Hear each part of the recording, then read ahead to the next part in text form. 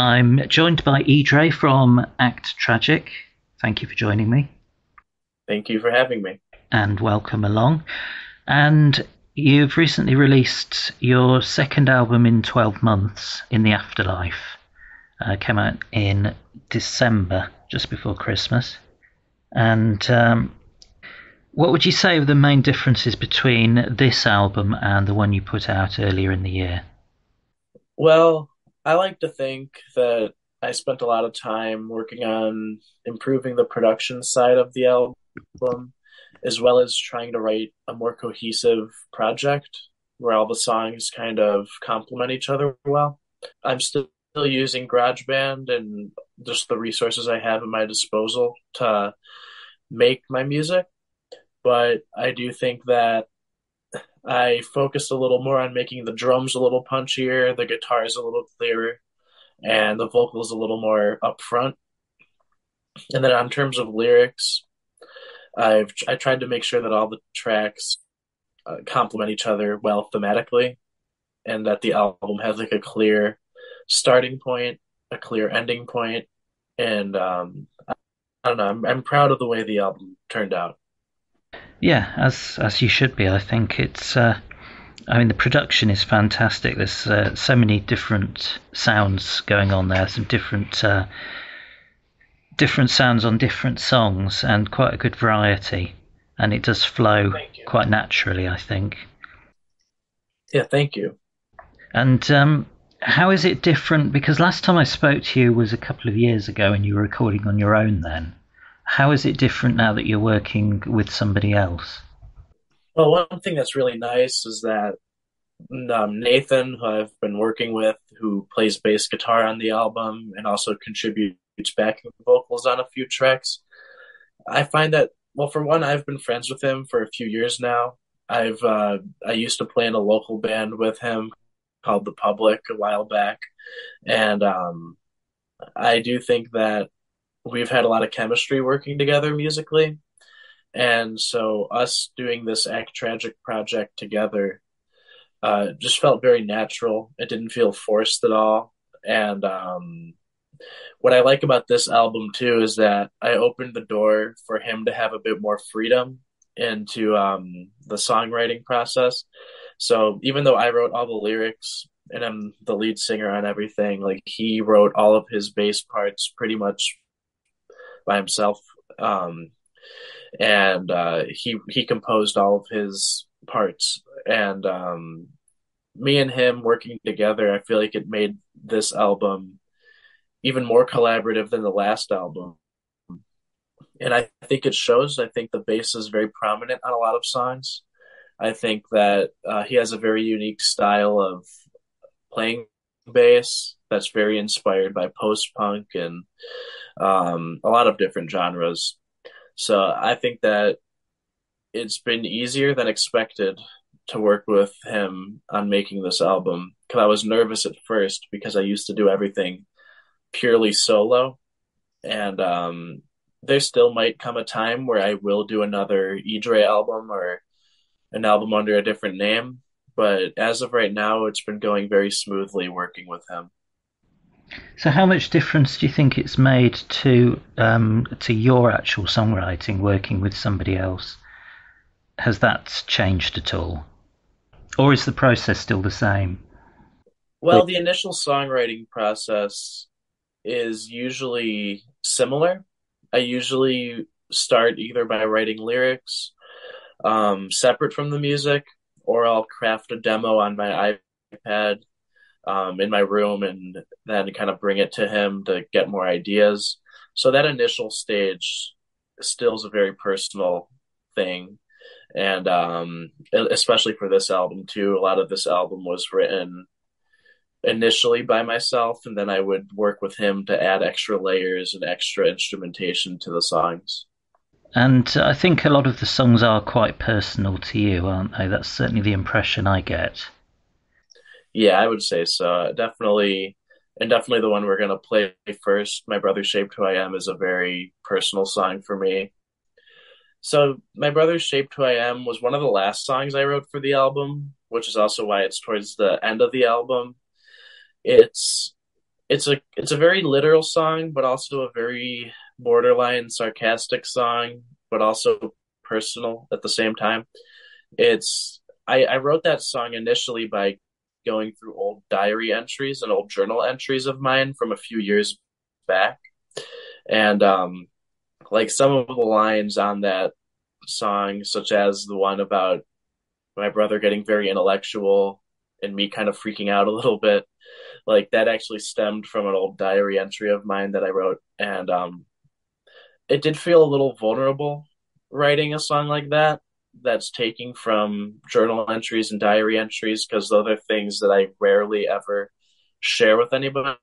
But I really needed inspiration and I wanted to give it a shot. And I really think that it panned out to be one of my personal favorite songs on the album. Yes, and I think it's one of mine as well. Let's have a listen to it now. This is Act Tragic with My Brother Shaped Who I Am.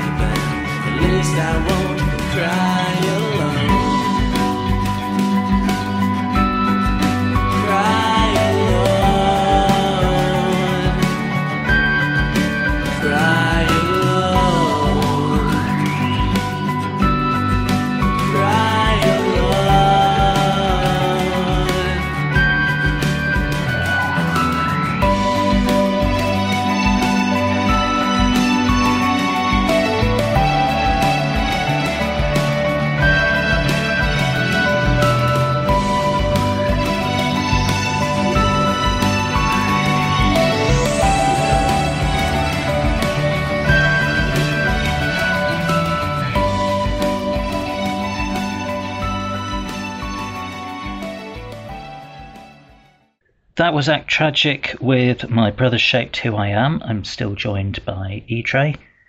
You spoke a bit about, before we played that song, about um, putting the songs into a sort of an order that makes sense, a cohesive narrative. How difficult was that to do, or was it quite a straightforward process? Well, the first half of the album, or like the first three songs, I should say, in the Afterlife, Broke the Wrench, and Where the Cold Wind Blows, were all written. Those were the first three songs I wrote for the album, and I was initially thinking about spacing them out throughout the track list, but it just felt right to kind of put them all back to back because those were songs that I wrote while I was going through some pretty serious mental health stuff earlier this year. And those songs definitely meant a lot to me and kind of go together. And they flow together pretty strongly, like just sonically speaking. So, like the first part of the album, I kind of had crafted very early on in the year. The rest of the album was a bit more of a challenge to figure out which order I wanted it in. There were some songs I knew I wanted to be at the end, like when I wrote My Brother Shaped Who I Am. I That song to me felt kind of like a closing track before the kind of epilogue, which is this the afterlife? Which to me is the official closer of the album. But those two songs I kind of knew were going to be in the end of the album. But kind of in between those songs, it was kind of up in the air until really a few months ago when I really gave the album a few listens through with different track lists. And I think I pretty much came to the conclusion that I wanted Confide in Me to be like the center point of the album, or at least the outro of Confide in Me. I feel like is the center of the album in my mind, at least when I'm listening to it. And everything else sort of after that point kind of flowed together. Yeah, and I think it works really well. I mean, particularly Confide in Me coming after Words Die With Me seems to make perfect sense. And also going from Fade into Eternal Connection Yeah, is a really that was a nice big one for one as me. well. That was actually a big one for me to make sure that those songs were back to back, just because they're both a little more electronic in nature. And I felt like it just fit, it sounded really pleasing to my ears to go from Left with Crumbs ending on a synth note to then fade into the song Fade, Mm. and then Fade kind of fades out, and then Eternal Connection fades in. So that was a very intentional choice having those songs back to back. Well, it makes a lot of sense. And talking about Eternal Connection leads me on to my next question, which was I wanted to ask you about influences that you had from other musicians and other bands. I mean, listening to Eternal Connection, for instance, I can hear a lot of The Cure in that. I don't know if that was intentional or not. Yeah, actually, I was recently working on making a playlist to link to my Spotify page with a bunch of influences for the album.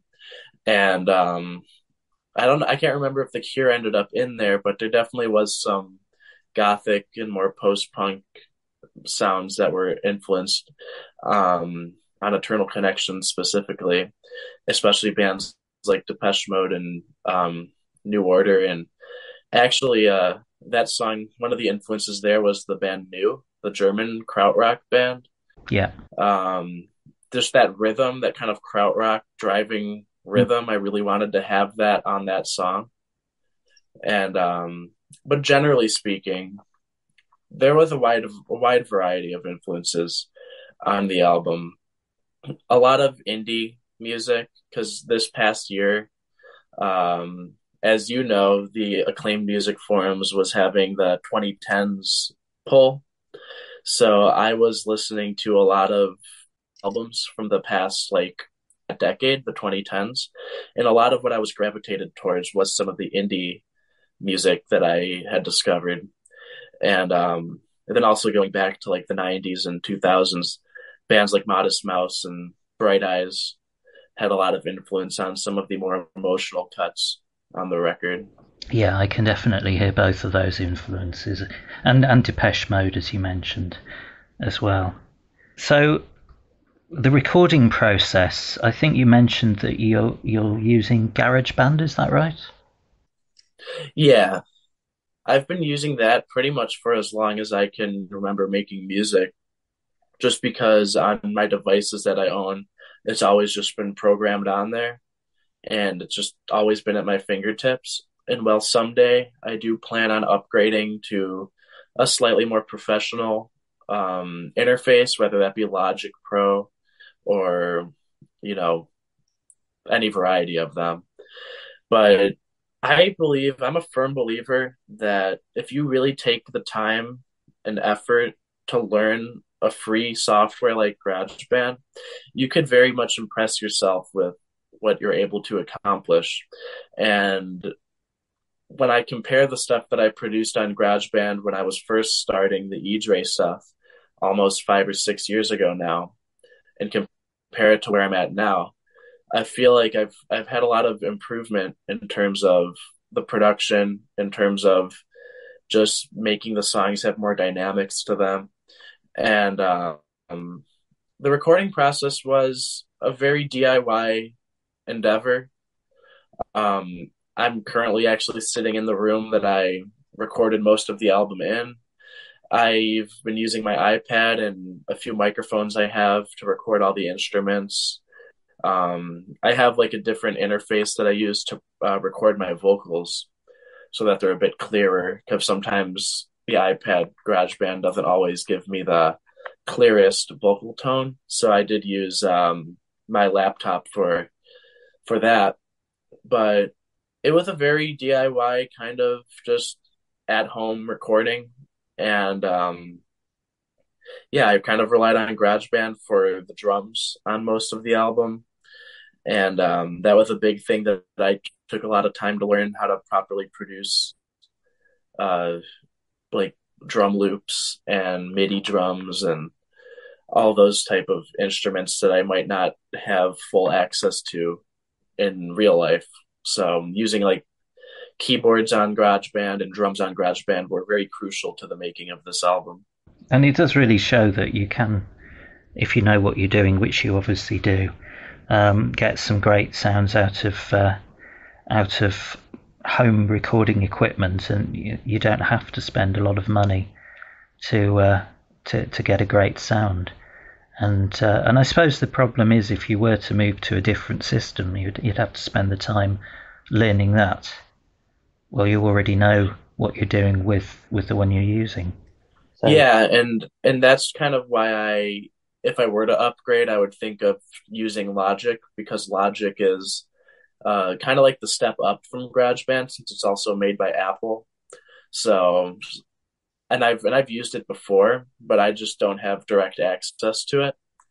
But that would be most likely where I would move on to in the future.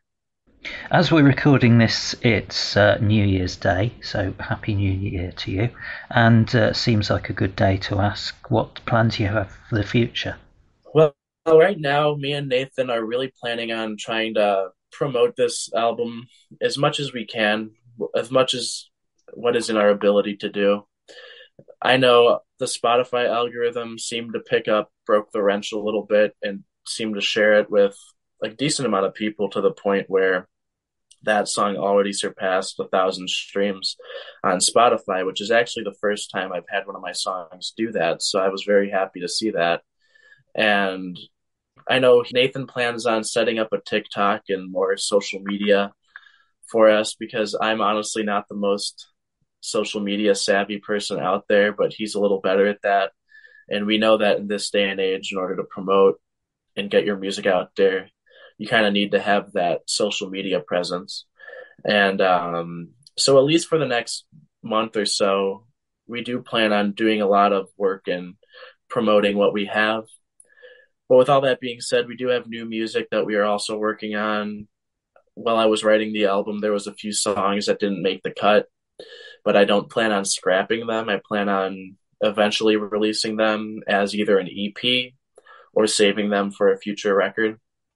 And the styles and influences of the new songs are, some of them are similar, some of them are different, but we definitely do plan on staying active throughout the year, hopefully even more active than last year.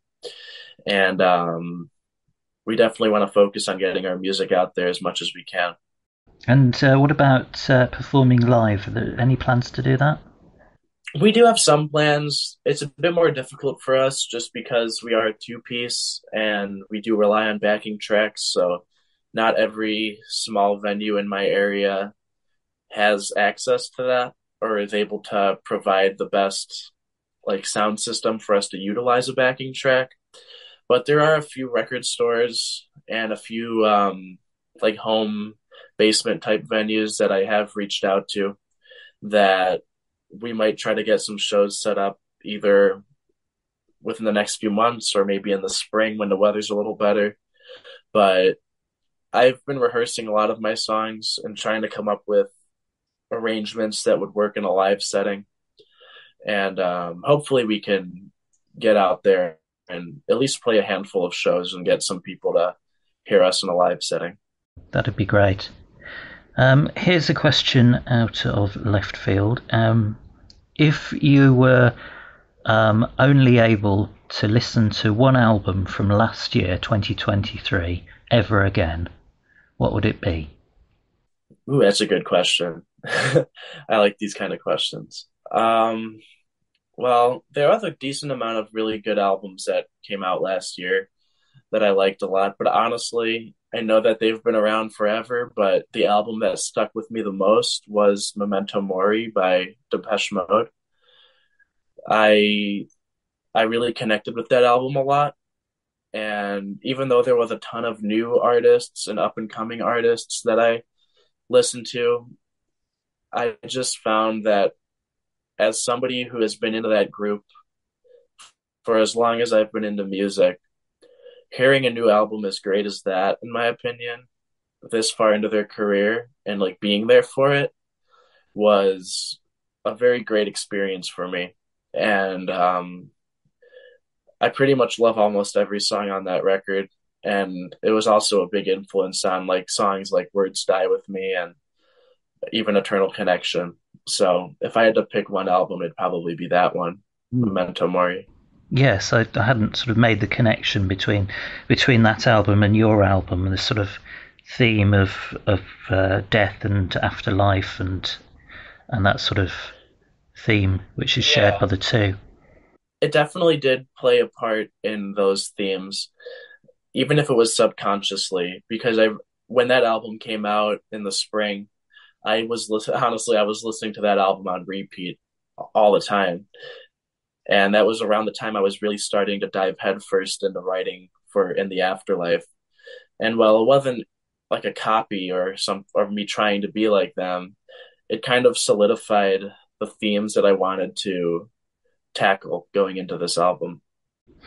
Well, it's been great talking to you again, and thank you very much. We're going to play another track from the album. So, would you like to introduce it? Yeah, this next song is called Broke the Wrench, and it was the first single we put out from the album, but the version that's on the album is a new mix that I had worked on over the past year to kind of clear up some of the drums and some of the guitars that I felt were a little muddled in the mix. And it was a song inspired heavily by Modest Mouse and honestly even a band like U2 with the guitar tones and some of the leads I wrote for that song. So it's one of the songs I'm most proud of on the album, and I'm excited to show everybody it. Thank you very much for talking to me, Drake, and all the best for the future. Thanks a lot. Thank you for having me.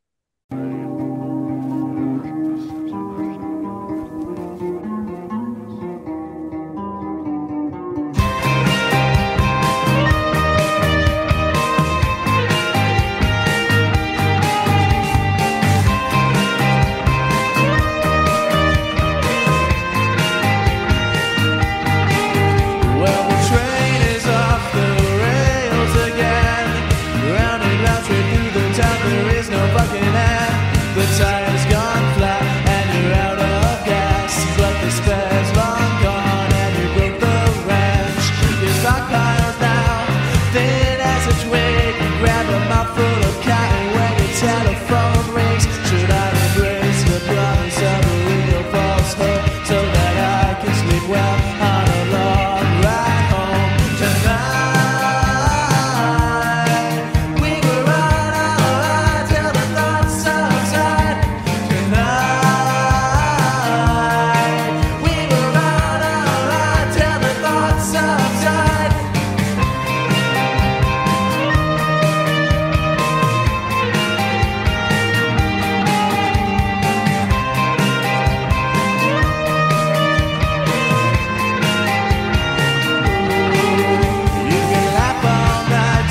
dark thoughts subside. Take another round to avoid the fight. Hypocrites always love to run their mouth, talk a bunch of crap just to lay their arms out. The cycle feels like a giant plastic bag wrapped tight around her head. It's suffocating breath, revealing something that was locked deep away. You really wanna burn it, blow the smoke away. I swear I found the track to a perfect town. The act so strong, I'll prove you how. I'll drop anything to make my big lies fast, so that we can fly until death ends. Till death ends.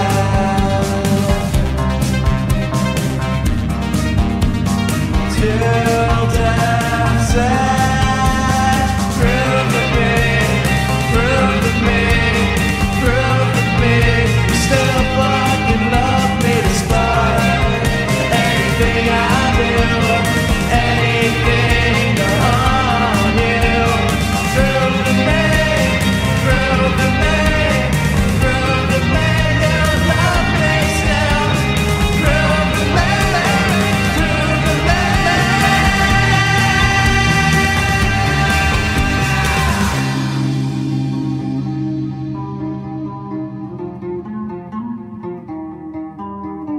Tonight